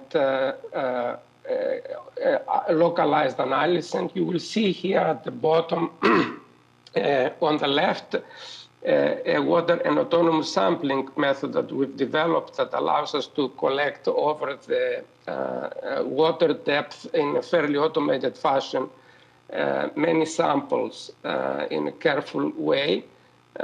Sort of an automated deployment of Niskin bottles, and on the right, optical sensors under the keel of these autonomous surface vehicles that allow us to study in situ the properties of the phytoplankton bloom. So going next, I will show you some quick results from the trials that have resulted and from the activities we've carried out in the last 6 months. We have been working monitoring the phytoplankton concentration in the Johor Strait. Here you will see over the same area of the map on the left, you will see the after adaptive sampling and appropriate interpolation and modeling, you will see the concentration of phytoplankton in one area of interest during flood tide, and over exactly the same area in the same afternoon, you will see the results during an ebb tide, in which you will see the appearance of these red areas, which indicate this localized presence of blooms, of a phytoplankton bloom. Going to the next slide, you will see, if you like, the same area now across time of several days from 30th of January to 3rd of February. And here you see depicted the intermittency of the phenomenon. You will see that you do not see much activities in 4 out of the 5 days. Only in one day and only in one special place, on February 1, you will see the appearance of a phytoplankton bloom. So it is very localized in space and time, and it needs this adaptive hierarchical sampling to be able to locate and then in situ sample these type of phenomena. Going to the next slide, this is a slide in which we depict the various stations in which we have been conducting periodic sampling over the last 6 months. And these are in places in which there is obviously interest. There is monitoring for the obvious parameters, temperature, salinity, chlorophyll, and dissolved oxygen at these stations S2 through S7 in the northeast of Singapore. Going to the next slide, you will see here, for example, at the single station, the plots of these properties that we've measured across the depth. And going to the next slide, now you will see transects of this area from west to east, from this S2 to S7. The horizontal axis is the longitude corresponding to these measurement stations S2 through S7. The vertical axis is the depth, the top 6 meters for which we fed data.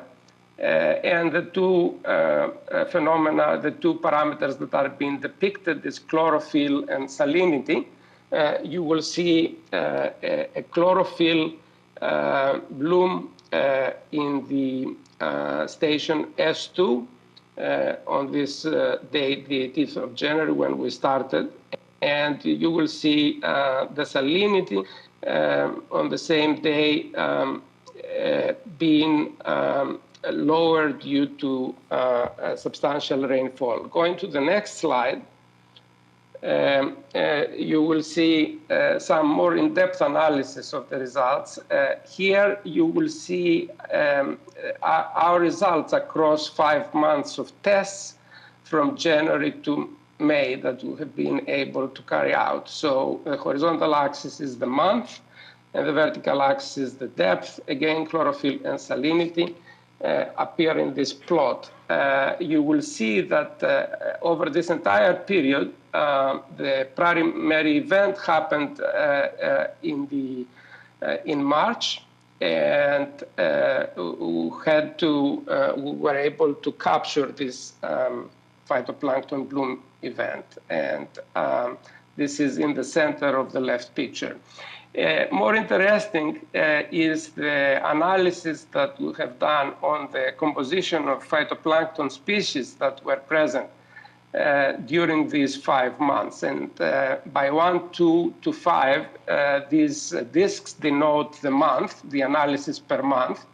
And you will see that the species in January were primarily diatoms and rapidophytes. Diatom is the background, if you like, phytoplankton species in Singapore, generally known, and small amounts of other species, and the appearance over a small sliver, the red sliver of Carinia, which is a new species in Singapore.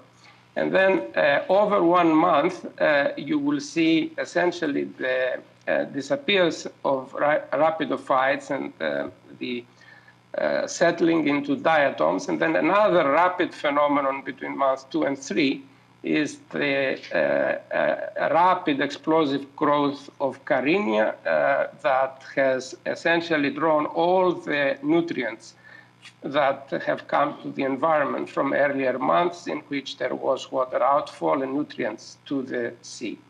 And then the dying off of Carinia to the 4th and 5th month return to the background environment. And let's continue to the next slide. I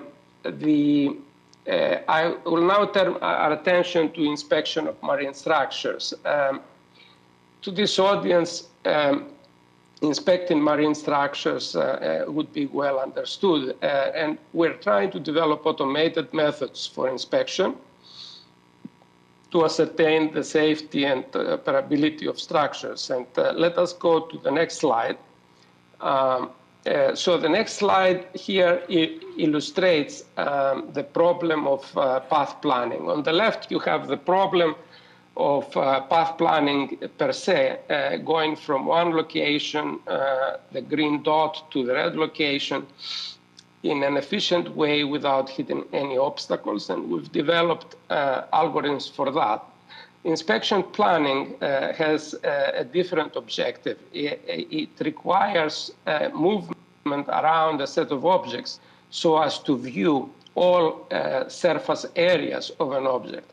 And these are represented by these red dots. And so the algorithms that we've developed develop the paths, these blue lines, given a certain sensing radius depicted by the blue circle. Go to the next, please. Here you see an image from our earlier tests of underwater and above the water sampling using LiDARs and sonars of marine structures in the coastal Singapore, which we have analyzed. And our objective, as you will see shortly, is not only to be able to obtain these, but to be able to semantically categorize the objects that we see in this scene into subsidiary elements. And let us go to the next slide. Here you will see what you see here is a depiction of this inspection planning problem where you see a knot. This is an artificial example. And you see a vehicle represented by this ellipsoid that moves around this knot in a suitable fashion derived by our algorithm so as to cover the entire surface, to view the entire surface and inspect the object. Going to a more practical structure, to the next image, to the next object. Here you will see a semi-submersible in various views, and you will see again the same, if you like, the same type of algorithm that allows us to move around the structure and sense the way it is depicted here is this blue color over the red color, parts of the structure that are being sensed in order to complete inspection of the structure. So let's go to the next project.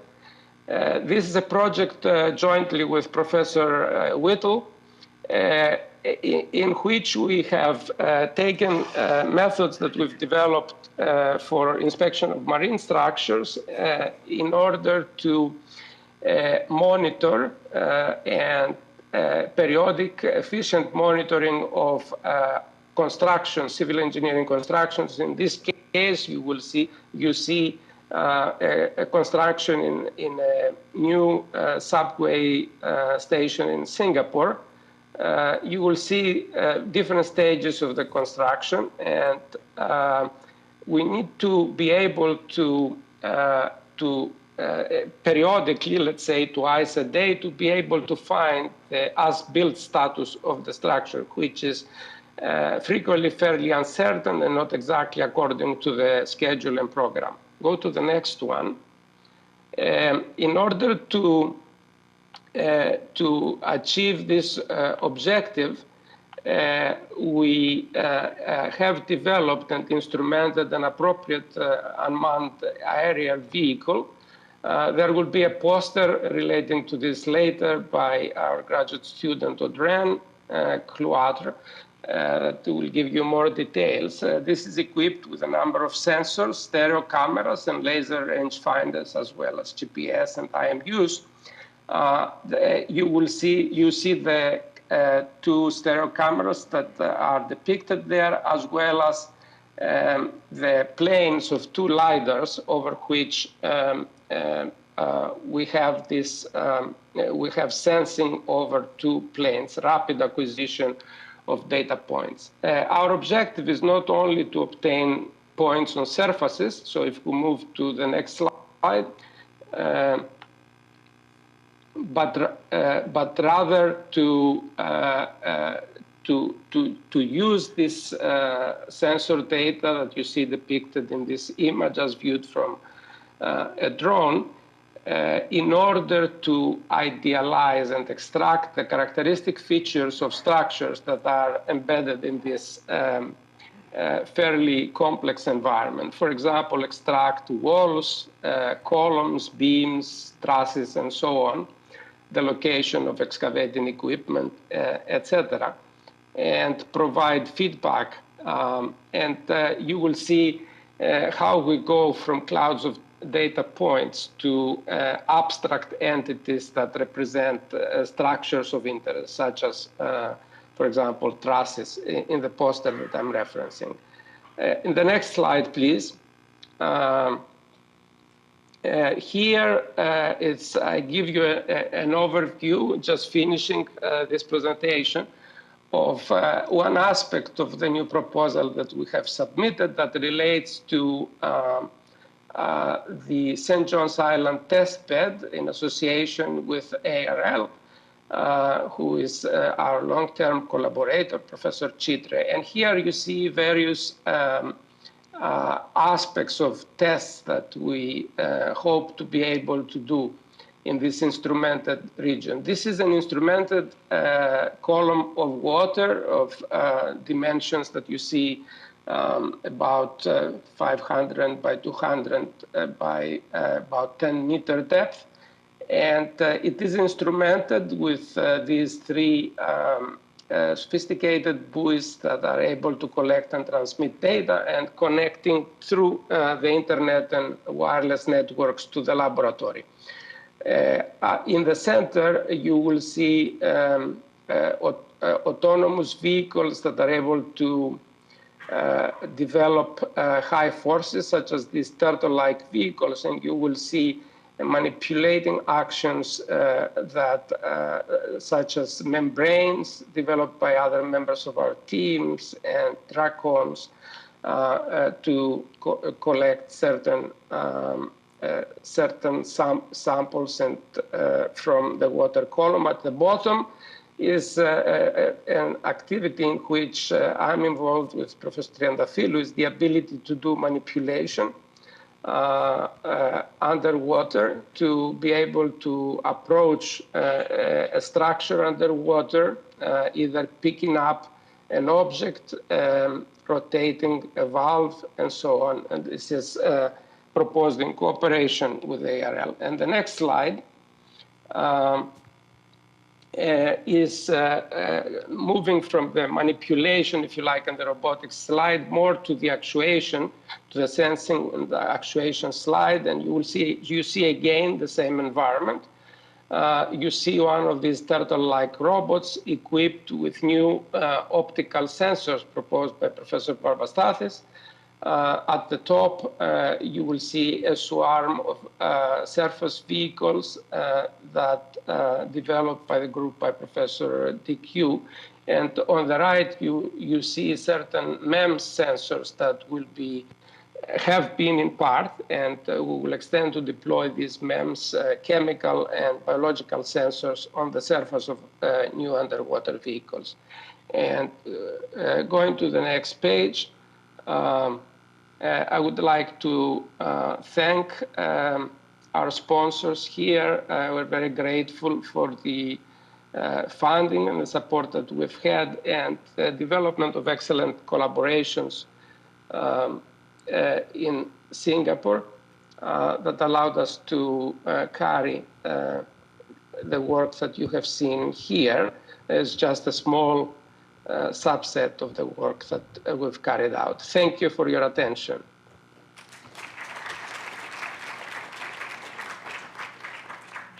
Is there any question?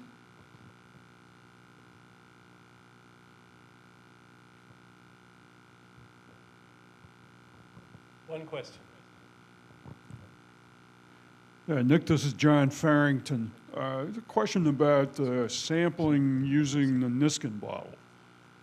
The automated Niskin bottle, it seems to me, is using a technology that's maybe 20 years old or older, and I wonder what the plans are for a more modern type of water sampling system.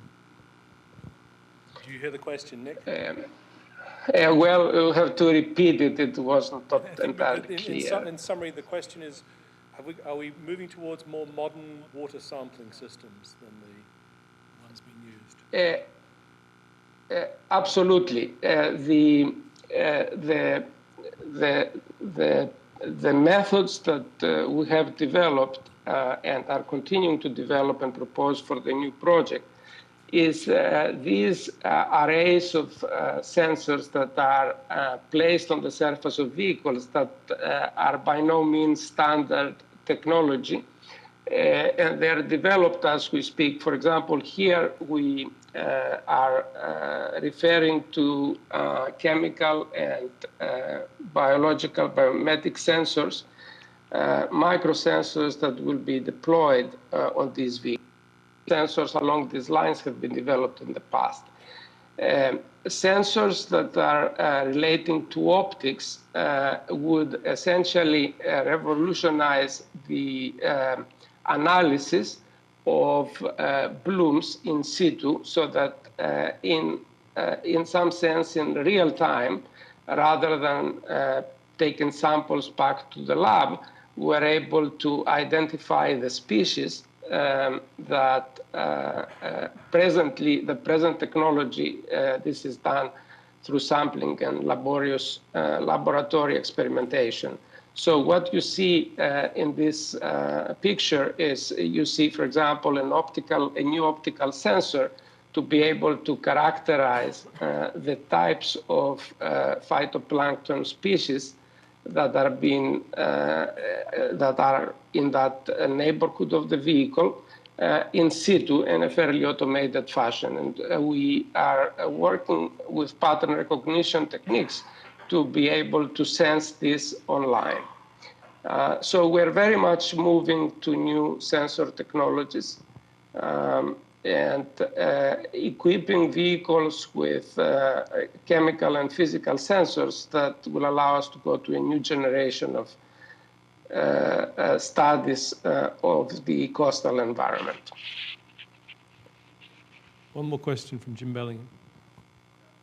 So I'm just curious about these drones for inspection of the construction sites. It seems like they would generate, I mean, they could be generating very large data sets. This sort of opens the whole data analytics, machine learning. It seems like you could do, you could create a whole set of research activities just around understanding these data sets. Do they have specific questions they're trying to answer with that? That's a question for me, not for Nick. I'll happily take that offline. We've got very specific questions we want to answer, yes. Yes, so Andrew can elaborate at other points, but definitely they have the questions of the presence of substantial support to allow to essentially ascertain the safety of the construction.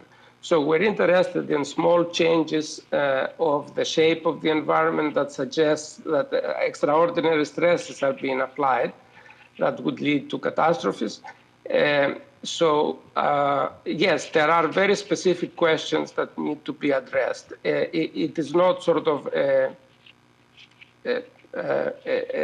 it is a problem with a focus on particular types of data, but they are shape related, and the shapes that are being produced would be input to analysis, for example, structural analysis programs that would allow us to evaluate the current static loads on structures like this from the soils and the pressures that are being developed so as to verify the safety of a particular stage of a construction.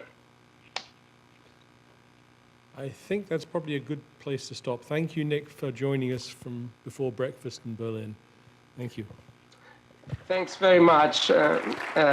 Goodbye, everyone.